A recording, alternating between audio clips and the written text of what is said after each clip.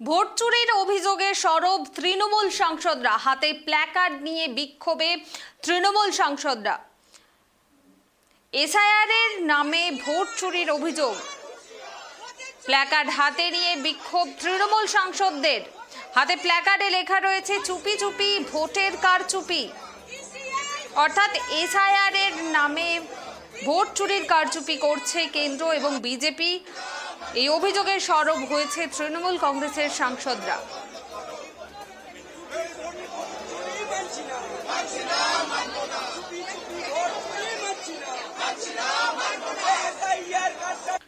এবার আমরা এই বিষয়ে বিস্তারিত জানবো। এই মুহূর্তে আমার সঙ্গে টেলিফোন লাইনে যুক্ত রয়েছেন আমাদের প্রতিনিধি দেবযানী। দেবযানী, ভোট চুরির অভিযোগে সরব তৃণমূল সাংসদরা, কি অভিযোগ করছেন তারা?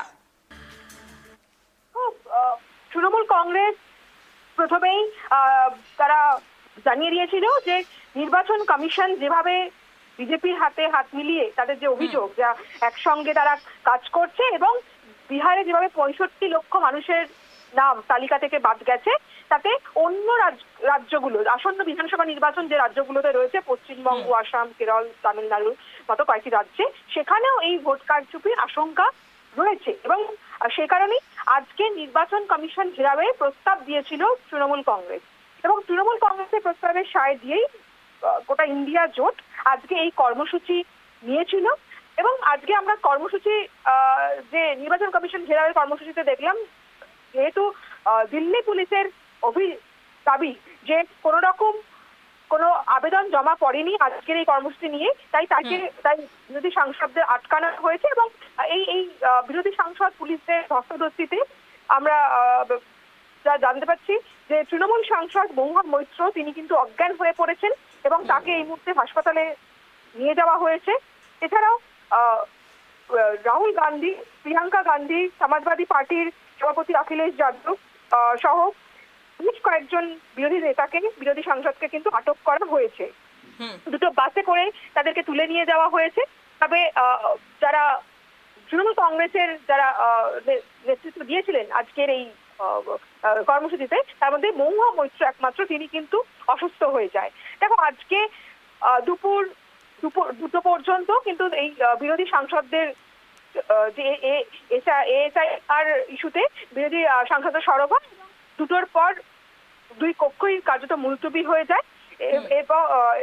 এবং দেখা যায় যে প্রিয়াঙ্কা গান্ধী, রাহুল গান্ধী সহ ডেরেক ওব্রায়েন, অখিলেশ যাদবের প্রায় 300 জনের মতো সাংসদ সংসদ ভবনের উদ্দেশ্যে রওনা দেয়। কিছু দূর যেতেই কিন্তু ব্যারিকেড তুলে পথ আটকে দেয় পুলিশ, এবং সেখানে তারা বসে পড়ে। এই সংসদ ভবন থেকে নির্বাচন কমিশনের দূরত্ব প্রায় 2 কিলোমিটার, কিন্তু তারা যেতে পারেনি, তাদেরকে রাস্তাতেই আটকে দেওয়া হয়। এবং প্রত্যেকের হাতেই প্ল্যাকার্ড ছিল। খুব তাৎপর্যপূর্ণ ভাবে প্রত্যেকের এই যে সমস্ত সাংসদরা আজকে সামিল হয়েছেন এই বিক্ষোভ কর্মসূচিতে, তাদের কিন্তু প্রত্যেকের আলাদা আলাদা ভাষায় প্ল্যাকার্ড দেখা গেছে। কারোর হাতে বাংলা, হিন্দি, মালায়ালাম, বিভিন্ন রাজ্যের যে ভাষা, সেই ভাষায় প্ল্যাকার্ড হাতে নিয়ে তারা গর্জে ওঠে। এবং তৃণমূল সাংসদদের যে প্ল্যাকার্ড ছিল হাতে, সেখানে লেখা ছিল চুপি চুপি ভোটের কারচুপি।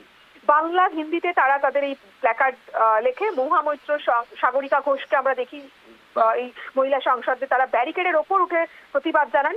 পোস্টার, ব্যানারে তারা কমিশনের নিরপেক্ষতা নিয়ে প্রশ্ন তোলেন। এবং প্রত্যেকটা রাজনৈতিক দলের তারা আঞ্চলিক ভাষাতেই কিন্তু আমরা দেখেছি যে তারা তাদের প্ল্যাকার্ড লিখেছে। ফলে ইন্ডিয়া জোটের যে একটা ঐক্যবদ্ধ ছবি, সেটা আজকে সেই ছবিটাই কিন্তু ধরা দিল।